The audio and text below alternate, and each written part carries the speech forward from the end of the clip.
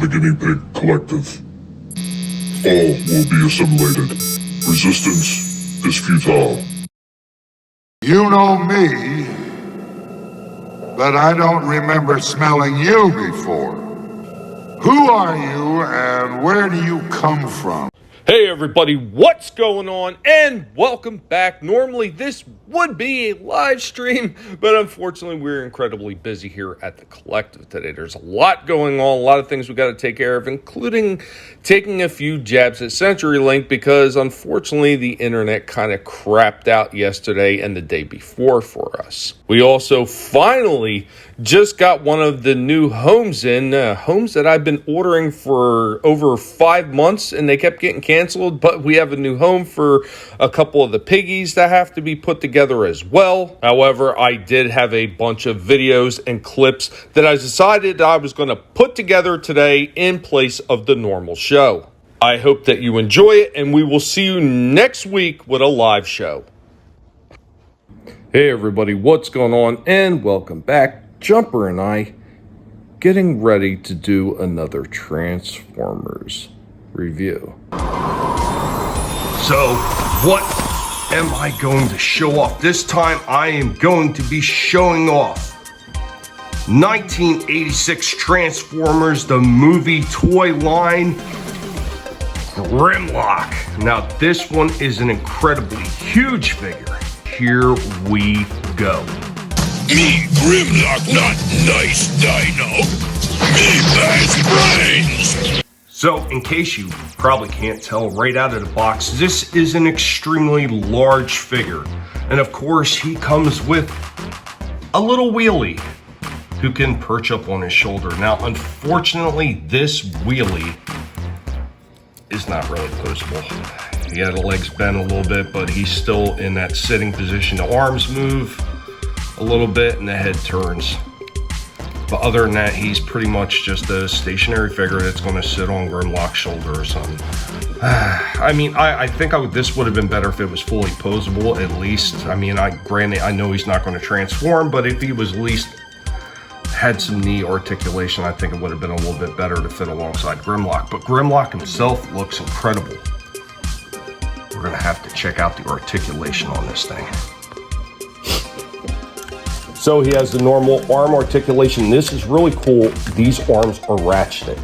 Now granted, there's no ratcheting going up and down like that, but they go all the way out, go up and down. A little bit of a turn at the bicep. Of course, there's an elbow twist.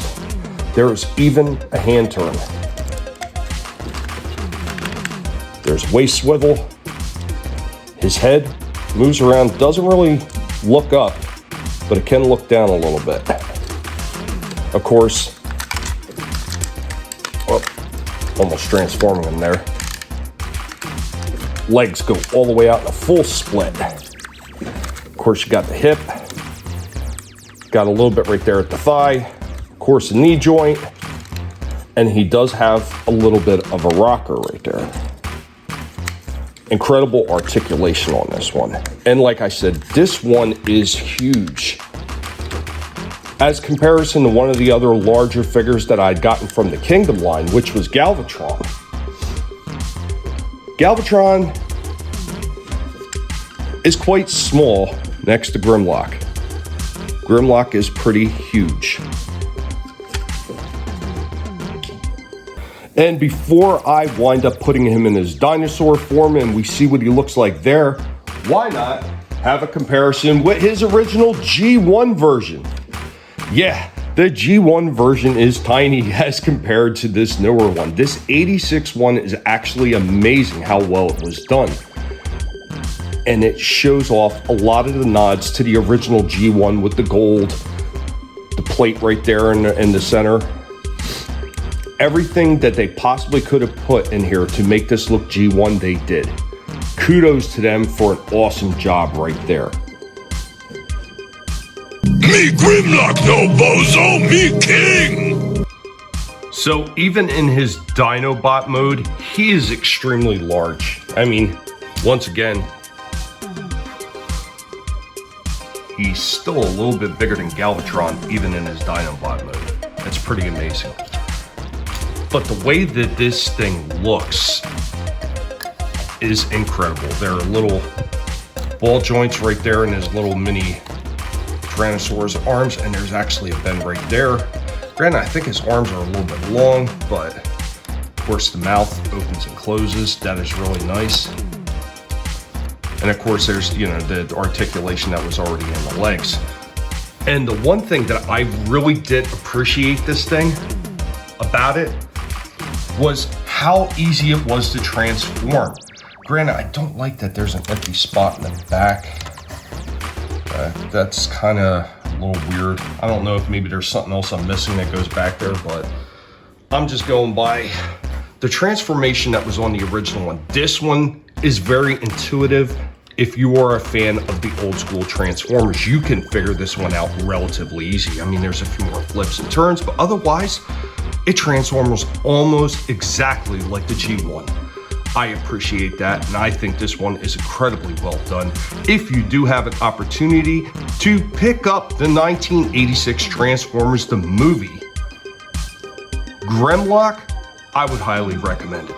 And Jumper is out today, and Jumper is ready to talk about another Transformer time.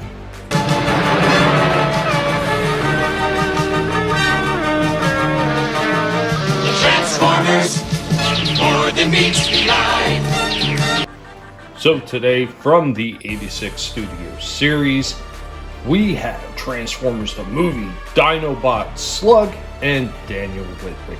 Yeah, I know originally his name was Slag, but it wound up being changed because they said slag is an offensive term. Beverly and baloney! Really don't see what the big problem is, but it is what it is, and his name is now Slug. So let's go ahead and get him open and see what he looks like. And now, fellow Autobots, and especially Optimus Prime, it gives me great pleasure to present. Will you get to the point? So, and right out of the box, we can see Slug looks pretty decent in his robot mode. And of course, he comes with Daniel. Much like the wheelie figure that came with Grimlock, and I will actually do a comparison between the two. He does not have much in the way of articulation. The arms move up and around just a little bit, and the legs move just a tiny bit, and that is pretty much it for him. One thing I really can't stand about the Daniel figure is they don't have a face on here. Like, they didn't have a window, he's just got an egg head. But Slug himself looks pretty amazing. He's got a turn there at the top of the thigh. Of course, he comes all the way up with a full kick. Goes all the way out with the full Van Damme splits. Of course, he has the knee joint, and it is a double jointed knee. He also has a bit of a rocker at the bottom of the foot. He does have a waist turn.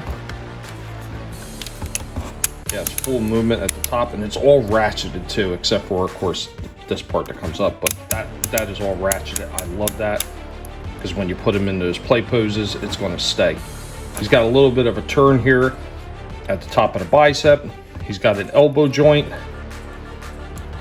It's a double jointed elbow too, as well. He's got turn at the hand. And the one thing I don't like is the head. They did the same thing in the Megatron one.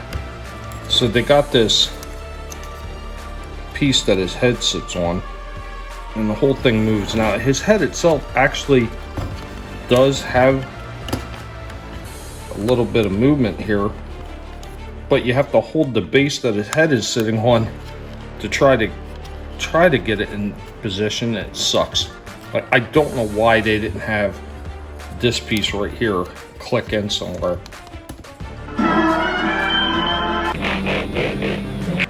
And of course, we can position Daniel on top of Slug to ride him. And of course, taking a look at him from all angles, his gun actually becomes the end of his tail. I think they did a really nice job with this one. Transformation was a little bit difficult, but it is what it is. I mean, even in dinosaur mode. He's got a bit of movement, of course. A lot more movement in the back end. And yes, the mouth does open too.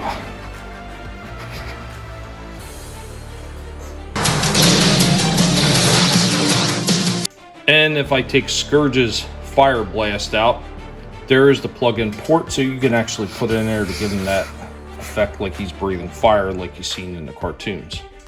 A nice little extra touch that they added. Excuse me! And of course, with Grimlock right next to him, you can see that they are pretty much in scale in their Dinobot modes. I think they did a really good job on both of these. Granted, Willie has a little bit more articulation because he has a waist turn, so you can kind of get him into more poses than you can with Daniel. Daniel has nothing in the way of a waist turn, which is kind of a shame.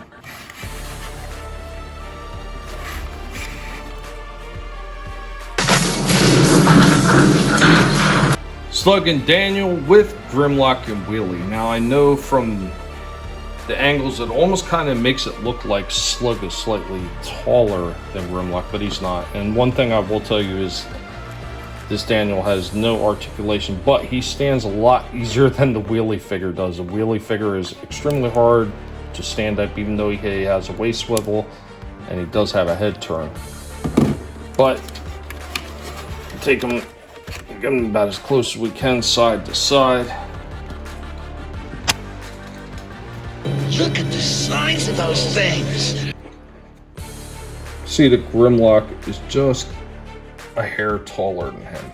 I think that they messed up. Grimlock should have been a lot taller than old Slag. Oh, I'm sorry, Slug. Don't want to offend nobody. But other than that, because I know in the cartoon that they had them all standing pretty much at the same height, I think they did an amazing job on this one.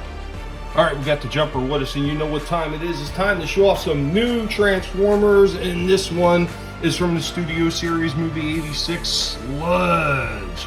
Been waiting on this one. It's pre-ordered quite some time ago. Unfortunately, the box, thanks to Best Buy, did not arrive in the best of shape. All kinds of smashed up and everything. But we'll get it open real quick and take a very fast look at it. So we got him out of the box, and Sludge looks incredible in his robot form, very G1 inspired. He's got his little bazooka sitting here. He doesn't come with his usual weapon that he had, but this one looks incredible, extremely G1 inspired. Normally I'd be doing a big giant side-by-side comparison with both Grimlock and Slag. I don't care what they say, it's not Slug. But I just don't have the ability to do that right now. And of course, as with every other figure in these lines, it's incredibly articulated, especially for such a large figure. And then here we got him in his Dinobot mode. Of course, the jaw opens as well. And you can put the blast effect in there, and he's got some decent articulation too in the legs in his Dinobot mode. The Transformers, more than meets the eye. The Transformers.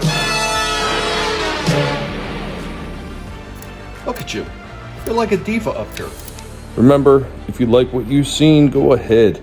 Tell him, Jumper, destroy that like button.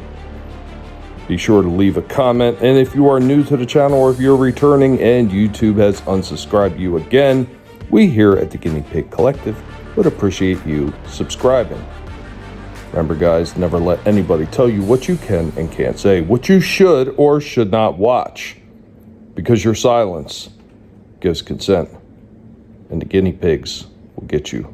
Right, Jumper? Later, y'all.